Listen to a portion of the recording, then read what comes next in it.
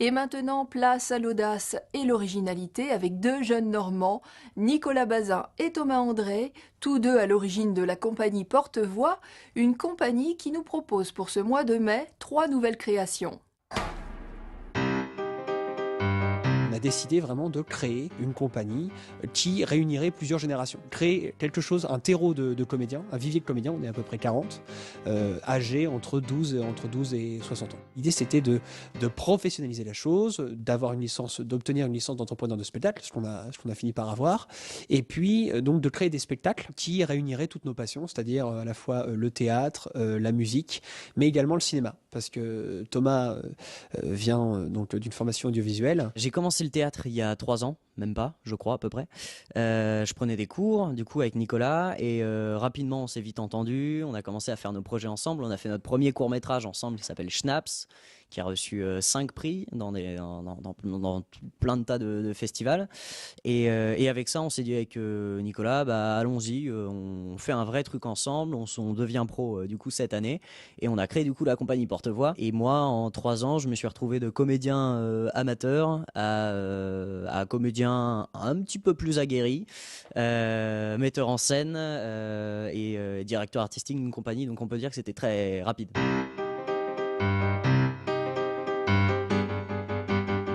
Toutes nos pièces, toutes nos créations sont en gros dirigées par une envie de faire quelque chose de rythmé et surtout de collectif. C'est les mots clés pour moi pour définir ce qu'on veut faire avec Porte-Voix. Donc en mai, on a appelé le mois de mai 2017 le mois Porte-Voix. Parce qu'en fait, on a décidé d'investir le théâtre de l'Almandra, qui est donc dirigé par Rémi Paco. Et donc les 3 jeudis de mai, à partir donc du 11 mai, Georges Dandin, jeudi 11 mai, 20h30, au théâtre de l'Almandra. C'est le classique de Molière qui raconte l'histoire d'un homme trompé par sa femme et qui cherche à convaincre ses parents, ses beaux-parents, que sa femme le trompe. Il se trouve que lui est paysan et que eux, ce sont des nobles de province qui sont ruinés. À la base, un texte donc souvent étudié en classe. L'idée là, c'est d'en faire une version complètement rock'n'roll et axée sur le thème des Jeux Olympiques, du sport en fait. Chaque personnage est représenté par un sport qui le qualifie socialement. Je joue Colin, qui est un servant qui ne parle pas beaucoup, qui a très peu de répliques, mais qui est un peu le Bernardo de service de Georges Dandin, le héros de la pièce. Donc j'ai ce rôle-là, très physique. J'ai dû apprendre à faire du roller pour ça. Du coup, c'est une manière de jouer qui, moi, me plaît beaucoup. Ensuite, on a le 18 mai, on a un autre spectacle qui s'appelle Stud. Alors Stud, c'est un concept, c'est l'histoire, c'est un peu le concept du Truman Show, mais adapté au théâtre. En gros, c'est on prend 3 enfants à leur naissance et puis on les enferme dans un théâtre dès leur naissance. Et là, en gros, on essaye en gros, ils sont élevés, éduqués dans un théâtre, et on leur apprend que tout ça c'est normal. Ils n'ont pas le droit de sortir. Le monde, c'est ça, c'est tout, c'est comme ça. Je joue Bob Scud, un des 3 enfants qui est donc enfermé dans ce théâtre et qui va chercher à s'enfuir. C'est celui qui va émettre les doutes, c'est celui qui va venir bousculer tout ça, c'est celui qui va faire en sorte que les 3 héros sortent du théâtre ou pas, c'est selon. À vous de voir, suspense.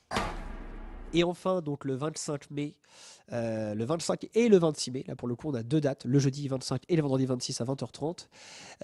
On a Neptune et Fantasy, qui est une comédie, j'appelle ça une comédie aquatique, en gros parce que tout se passe dans un monde où l'argent a été remplacé par l'eau, et c'est une histoire d'amour impossible entre un homme, Arsène, et une femme, Elisa, qui ne peuvent s'aimer et se comprendre qu'à proximité d'une source d'eau. Voilà, en dehors d'une source d'eau, en dehors de tout ce qui peut représenter l'eau, une fontaine, des plats, etc., et ben ils s'embrouillent systématiquement. Donc ils sont obligés toujours d'être sous la pluie, près de la mer, près d'une rivière ou à la piscine, pour pouvoir toujours s'aimer. Et autour d'eux, ils ont toute une galerie de personnages complètement foutraques et décalés.